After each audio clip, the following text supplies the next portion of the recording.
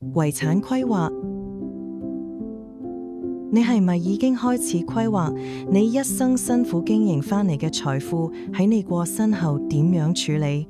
或者你仲喺度推遲呢件事呢？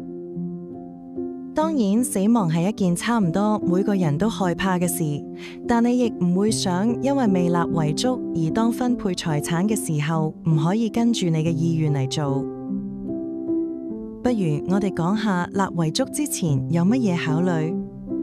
第一，你要決定邊個係你嘅受益人，有幾多個受益人，同埋需要有一個候補嘅計劃。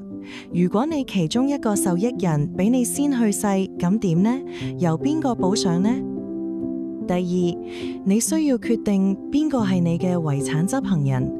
遺產嘅執行人就係幫你去法庭申請遺產承辦嗰個角色，同埋當法庭批核之後，真正去做分配動作嗰個人。譬如同銀行交涉，將保險箱嘅物品攞返出嚟，又譬如將現金實際咁親手交俾所有嘅受益人。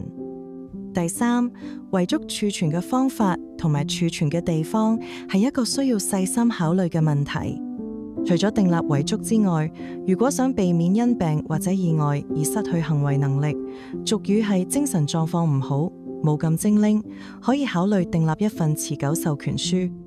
持久授權書只會喺你在生嘅時候有效，佢嘅作用就係俾你授權一個信任嘅人，代表你處理經濟方面、樓宇買賣或者其他關於財務事宜。譬如呢個人可以幫你去你嘅銀行戶口攞錢俾你嘅醫院費用。點解你自己做唔到同一件事呢？因為當銀行知道你已經失去咗行為能力嘅時候，佢唔會再接受你嘅指示。講到尾，遺產計劃係可以保護你同埋你想保護嘅人。